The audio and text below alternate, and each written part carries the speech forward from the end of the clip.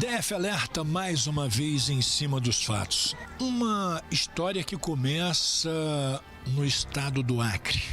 Duas mulheres, uma com uma criança na época com pouco mais de 3 anos de idade e a outra com um menino que já tinha aí seus 4 para 5 anos. Elas se conhecem numa igreja e a partir desse momento começa uma relação. As duas mulheres, Rosana Aure da Silva Cândido, 28 anos de idade, Cássila Priscila, também 28 anos. Cássila, mãe da menina, e Rosana, mãe do garoto, Juan. As duas resolvem então, há cerca de 4 anos, sair lá do estado do Acre. Rodam outros estados, só que elas saem sem o consentimento, sem a autorização dos pais das crianças. Elas passaram, fugindo do Acre, por pelo menos 2 estados da federação além de Brasília. Passaram por Alagoas e passaram por Goiás. E resolvem vir morar em Brasília. Moram em algumas cidades, até virem a morar aqui, na 619, Conjunto 3. Aqui nesse local, vocês chegaram a ver as crianças? Vocês tinham contato? Não, a gente nunca viu as crianças em si. A gente via mais a menina, né, com as duas. E o menino, a gente de vez em quando a gente via ele, que ele tava, né, cabelo grande, com roupa mais afeminada, mas muito pouco. Até mesmo para colocar o lixo para fora, era uma coisa assim que eles corriam e colocavam e a gente nem via. E na sexta-feira, elas decidem que iriam dar fim a Juan. Queriam tirar a vida do garoto. Saem de manhã, compram uma faca e à noite a mãe do garoto pega a faca e dá uma facada no coração do menino. O crime foi planejado pelo menos com 1 mês de antecedência. E nesse planejamento, a mãe executaria propriamente a morte do filho e a companheira dela ficaria a cargo de cozinhar parte do corpo da criança para que a carne se desprendesse mais fácil dos ossos, fosse picotada, jogada no vaso e no dia seguinte os ossos fossem triturados, ou seja, para facilitar a ocultação do cadáver posteriormente, isso com o próprio filho. Eu matei, espartilhei e coloquei ele dentro da mala. A companheira dela pega um lenço umedecido com acetona e coloca sobre o rosto do garoto para que ele não gritasse, para que ele apagasse. Antes dela fazer, eu fiquei a todo momento segurando o braço dela e a gente passou uns 30 minutos ali. E eu ali, perplexa, sem movimentar o corpo, e quando eu soltei ela, quando eu olhei, ela já tinha dado a primeira facada. As duas resolvem então queimar o corpo de Juan. E para isso, elas utilizam aquela churrasqueira. Elas colocam o corpo, os pedaços do menino naquela churrasqueira. A Ana queria fritar a pele dele inteira e as carnes, ela queria cortar tudo, jogar dentro do vaso sanitário e os ossos seriam tudo triturados, para que ele desaparecesse mesmo. Na hora desses esquartejamentos, eu via de longe.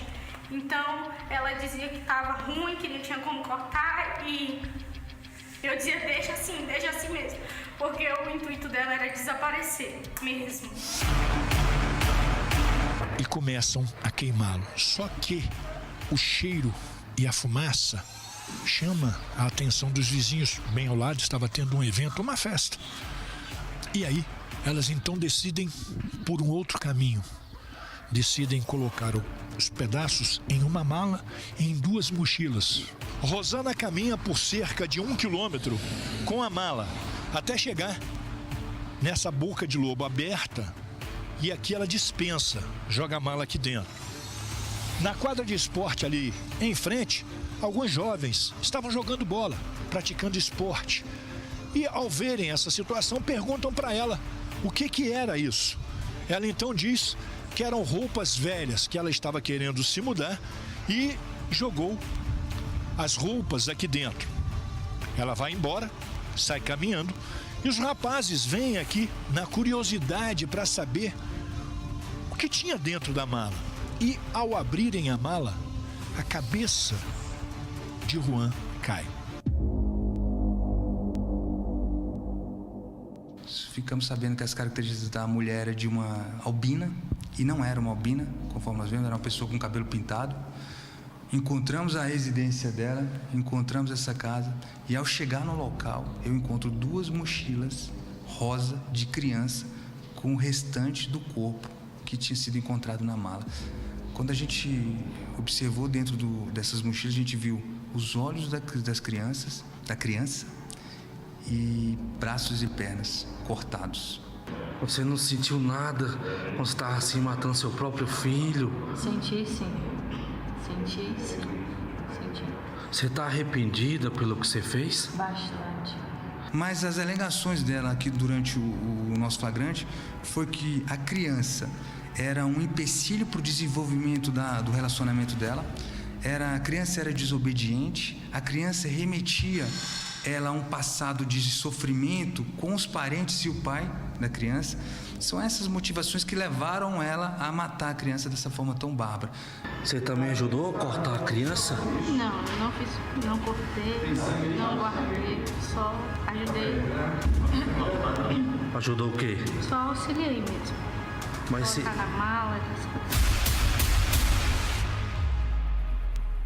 E a mutilação do Juan? Por que ela teria cortado o órgão genital desse garoto? Elas nos deram 2 motivos. O primeiro motivo é que essa criança se masturbava muito. Isso as incomodava, né? Então elas, diante de um comportamento sexual reprovável na concepção delas, até porque elas, segundo, tinham uma formação evangélica, e isso elas reprovavam muito, elas cortaram o pênis para diminuir essa prática de masturbação da criança. Um outro motivo também que elas nos disseram foi que ele tinha vontade de ser menina por morar numa casa em que o casal era um casal homoafetivo de 2 mulheres, mais uma criança do sexo feminino.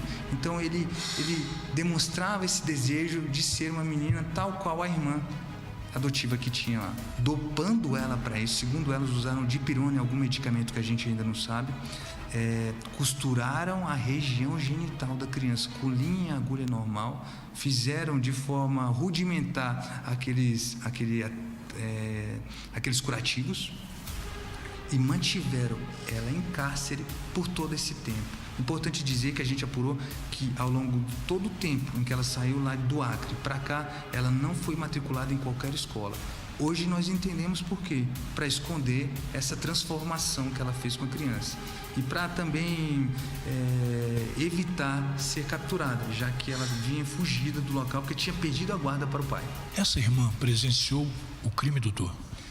Os elementos de informação que a gente vem coletando ao longo do tempo mostra que sim. Eu designei ela para o depoimento especial junto a uma equipe especializada, mas eu posso te afirmar que durante a lavratura do flagrante nós colocamos ela para desenhar algo, até para poder distraí-la, para que ela não fosse envolvida naquela atmosfera bárbara que estava ali. E um dos desenhos que ela fez me chamou a atenção. Ela desenhou uma criança com cabelo grande, do sexo feminino, portanto, deitada no chão, com o tronco, com as entranhas para fora. Uma criança de 8 anos fez esse desenho que eu estou te falando. Isso na noite do crime. Ela não disse por que devolveu o menino para o pai, já que ele era um problema para ela? Por que ela não o devolveu ao pai? E assim acabaria o problema sem precisar ser dessa forma. Ela nos disse que tinha um ódio muito grande pela família, porque tinha sofrido maus tratos quando morava na casa dos sogros. E eu posso já dizer para você que isso não é verdade, porque conversei com os sogros e vou na cidade do Acre para traçar todo esse perfil extrafamiliar, para a gente ter uma noção do que realmente aconteceu, já que essas crianças foram mantidas em cárcere privado durante 5 anos. E é mais esse crime que eu quero provar e quero que elas respondam.